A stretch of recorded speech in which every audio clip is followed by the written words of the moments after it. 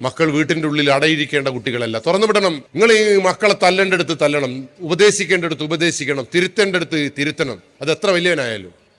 അതിനൊരു സൈക്യാട്രിസ്റ്റിൻ്റെ ഒരു കഥയുണ്ട്, കോഴിക്കോട് സൈക്യാട്രിസ്റ്റിൻ്റെ ഒരു കഥയുണ്ട്. മൂപ്പർ സൈക്യാട്രിസ്റ്റാണ്, ഭയങ്കര മാനസികമാണ്, നമുക്ക് എല്ലാ ടേംസ് ആൻഡ് കണ്ടീഷൻസ് എല്ലാം അറിയാലോ. അങ്ങനെ ആ വനിതാ സൈക്യാട്രിസ്റ്റ് ബസ്സിൽ ഇങ്ങനെ യാത്ര ചെയ്യുമ്പോൾ ഒരു ചെക്കൻ ഡോക്ടറെ തോണ്ടി. നമ്മളാണെങ്കിൽ അങ്ങ് പറയൂലേ, ഡോക്ടർക്ക് ഇതിൻ്റെ എല്ലാം അറിയാവുന്നതുകൊണ്ട് ഡോക്ടർ പറഞ്ഞു അതൊരു സൂക്കേടാണ്. പാവം ആ ചെക്കന് ഇങ്ങനെ തൊട്ടുരുമി നിൽക്കുക എന്നുള്ളൊരു സൂക്കേടാണ്. അതുകൊണ്ട് ചെക്കനൊന്നും പറഞ്ഞില്ല. അപ്പൊ ഈ പെണ്ണുങ്ങളൊന്നും പറയാത്തതുകൊണ്ട് ചെക്കൻ വിചാരിച്ച് അമ്പമ്പോ സുന്ദരി കുട്ടി ഒന്നും കൂടി അടുത്ത് നിന്ന്. അപ്പം ഡോക്ടർ പറഞ്ഞു കുറച്ച് ജാസ്തിയാണ് ഈ സൂക്കേട്. ഈ സൂക്കേടിന്റെ പേര് ഫ്രൂട്ടോയിസം എന്നാണ്. ഫ്രൂട്ടോയിസം. ഈ പെണ്ണുങ്ങളാണ് ആണുങ്ങൾ പെണ്ണുങ്ങളെ പോയി തോണ്ടുകയും മാന്തുകയും പറ്റി നിൽക്കുകയും ചെയ്യുന്നതിൻ്റെ സൂക്കേട് നമ്മൾ മലയാളത്തിൽ വേറെ വാക്കാ പറയുമെങ്കിലും അതിൻ്റെ ശാസ്ത്രീയമായ പേര് മറന്നുകൊണ്ട് ഫ്രൂട്ടോയിസം.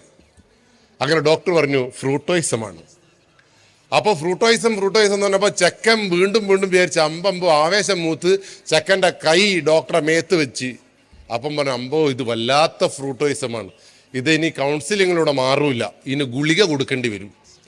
അങ്ങനെ ചെക്കൻ വിചാരിച്ചിട്ട് ഈ ഡോക്ടർ വീണ്ടും സപ്പോർട്ടാന്ന് വിചാരിച്ചപ്പോൾ എൻ്റെ കൈ ഏടെല്ലോ പരതിയപ്പോൾ ടീച്ചർ കാലുമ്മിലുള്ള ചെരുപ്പെടുത്തോ ഒറ്റയടിയും ഡോക്ടർ കൊടുത്തപ്പോൾ ചെക്കൻ മരണപ്പാച്ചില്ല. അപ്പോൾ അപ്പുറത്തിരുന്ന വയസ്സായവർ പറഞ്ഞ് ഇതാദ്യേ ചെയ്തിട്ടുണ്ടെങ്കിൽ ചെക്കന് ഇങ്ങനത്തെ ഒരു ഗതികേട്. അപ്പോൾ ഡോക്ടറോട് പറഞ്ഞു ഫ്രൂട്ടോയിസം ഒക്കെ ഇപ്പം അറിയാനും കീറിപ്പറിച്ച് പോവുകയെന്ന് ആ വയസ്സായ ആൾ പറഞ്ഞപ്പോഴാണ് നമ്മളെ ശാസ്ത്രീയതയൊന്നും എല്ലായിടത്തും ഒന്നും നടക്കുകയില്ല, അതുകൊണ്ട് സൂക്ഷിക്കണം.